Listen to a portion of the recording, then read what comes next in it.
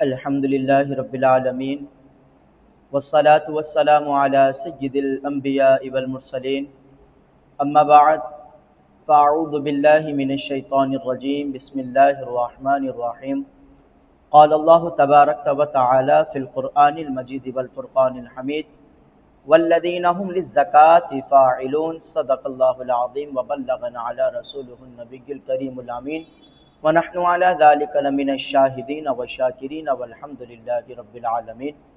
مختصر خطبے کے بعد اللہ تبارک و تعالی نے اپنی لاریب کتاب میں ارشاد فرمایا کہ وَالَّذِينَ هُمْ لِلزَّكَاةِ فَاعِلُونَ، اور وہ لوگ کہ جو زکوٰۃ ادا کرتے ہیں، فرمایا وہی فلاح پانے والے ہیں۔ معزز سامعین و ناظرین، یہ ماہ رمضان المبارک کا مہینہ ہے۔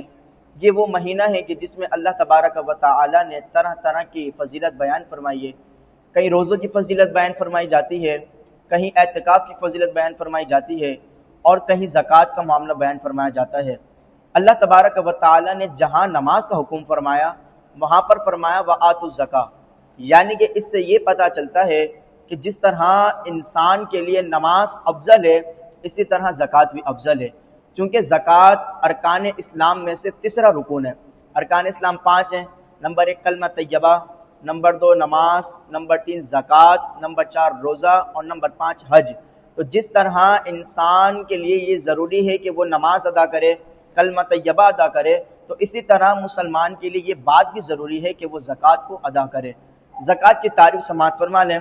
زکوٰۃ کہتے ہیں کہ مخصوص مال کا مخصوص مہینے میں مخصوص طریقے سے حصہ نکالنا، یہ زکوٰۃ کہلاتا ہے۔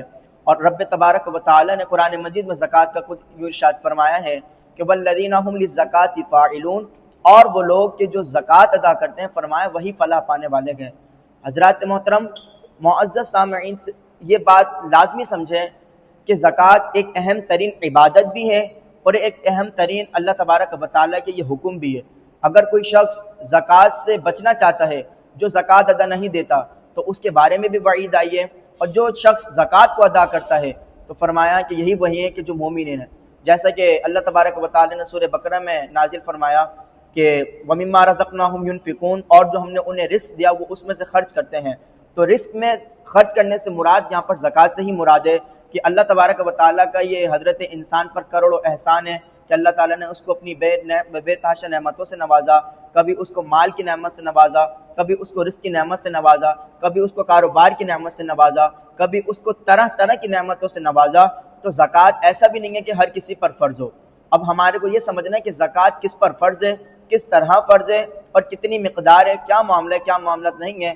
تو زکوٰۃ کی تفصیل سے پہلے سب سے پہلے یہ بات سمجھیں کہ زکوٰۃ فقط اس شخص پر فرض ہے کہ جو مالک نصاب ہے، یعنی کہ شریعت مطہرہ نے ایک مقدار بیان فرمائی ہے کہ جو شخص اس کا مالک ہوگا وہ زکوٰۃ ادا کرے گا۔ اور اس سے مراد یہ ہے کہ جس کے پاس 7.5 تولہ سونا ہو، یا 52.5 تولہ چاندی ہو، یا یہ نہ سونا ہو اس کے پاس نہ چاندی ہو، لیکن ان کے برابر کوئی رقم ہو، یا کوئی سونا کم ہو اور چاندی زیادہ ہو، یا چاندی کم ہو سونا زیادہ ہو، اور ان دونوں کو آپس میں ملایا جائے تو اس کی مقدار جو بنتی ہے دور حاضر کے حساب سے، اگر وہ بنتی ہے تو اس شخص پر جو ہے نا زکوٰۃ لازم ہے۔ اور زکوٰۃ کے لیے پورا کا پورا سال گزرنا بھی لازم ہے، اور ایسا نہیں ہے زکوٰۃ ہر کسی پر فرض ہے۔ زکوٰۃ بلکہ فقط اس شخص پر فرض ہے کہ جس کے پاس زائد مال ہو۔ مطلب ایسا نہیں ہے کہ اگر اس کے پاس ایک گاڑی ہے تو اس کے اوپر زکوٰۃ لازم ہے۔ مال زائد سے مراد یہ ہے کہ اس کا جو ہے نا اس چیز کے علاوہ بھی جو ہے نا اس کا کام ہو سکے۔ اگر کسی شخص کے پاس 2 گاڑیاں ہیں تو ایک گاڑی سے بھی کام ہو سکتا ہے۔ تو اب یہ جو دوسری جو گاڑی آئی ہے یہ مال زائد میں چلاتی ہے۔ اسی طرح کسی شخص کے 2 گھر ہیں تو ایک گھر سے کام مکمل ہو سکتا ہے، تو اب دوسرا گھر جو آیا وہ زائد مال میں شمار کیا جائے گا۔ اب اس کا کون مستحق ہے، زکوٰۃ کس کو دی جائے؟ تو زکوٰۃ اس کو دی جاتی ہے کہ جو شرعی فقیر ہو، اور شرعی فقیر کی جو تعریف ہے وہ یہ ہے کہ جس کے پاس اتنا مال نہ ہو جو مال نصاب تک نہ پہنچا ہو۔ اور شرعی فقیر جو ہوتا ہے وہ یہ ہوتا ہے کہ جس کے پاس نہ 7.5 تولہ سونا ہو، نہ 52.5 تولہ چاندی ہو، نہ اس کے برابر کوئی رقم ہو۔ جیسے ہمارے ایک مزدور طبقہ ہے، یہ بیچارے صبح کماتے ہیں رات کو کھا لیتے ہیں، ان کے پاس کوئی سیونگ وغیرہ کا معاملہ نہیں ہوتا، تو در حقیقت یہی لوگ ہیں مستحق۔ تو پہلے سب سے پہلے ان کو دیکھا جائے۔ اب سوال یہ بھی پیدا ہوتا ہے کہ زکوٰۃ کس کو دی جائے، کیونکہ بعض اوقات ایسا ہوتا ہے کہ ہم لوگ اپنے رشتہ داروں میں نہیں دیکھتے، ہم ڈائریکٹ کئی مدارسوں میں چلے جاتے ہیں، کوئی ویلفیئر وغیرہ ہوتی ہے ہم اس کو دے دیتے ہیں۔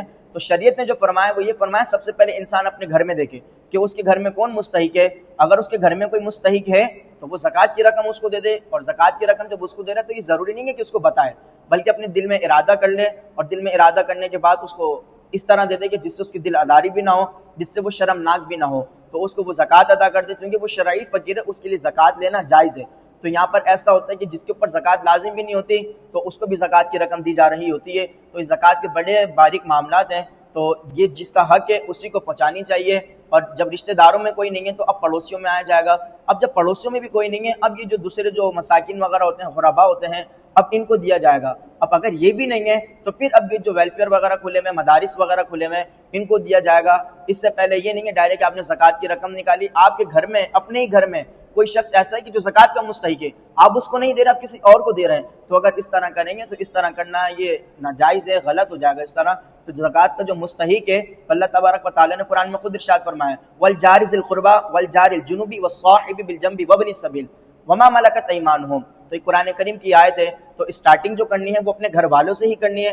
اگر آپ کے گھر میں کوئی مستحق ہوتا ہے تو سب سے پہلے اس کو زکوٰۃ ادا کرنی ہے، اور اگر وہ مستحق نہیں ہے تو اس کے علاوہ پھر اپنے پڑوس میں دیکھیں کہ پڑوس میں کون ہے۔ اگر آپ کے پڑوس میں نہیں ہے تو پھر اس کے بعد اب جو غربا ہیں، مساکین ہیں، اب ان کو دی جائے گی۔ اگر اب وہ بھی نہیں ہے تو اب اس چوتھی صورت میں مدارس وغیرہ کی طرف یا جو ویلفیئر وغیرہ کھلی ہوئی ہے، اب ان کی طرف آیا جائے گا۔ اللہ تبارک و تعالیٰ سے دعا ہے کہ اللہ تبارک و تعالیٰ ہم تمام کو اپنے دین کو اچھی طرح سمجھ کر اس پر عمل پیرا ہونے کی توفیق عطا فرمائے۔ وآخر دعوانا ان الحمد للہ رب العالمین۔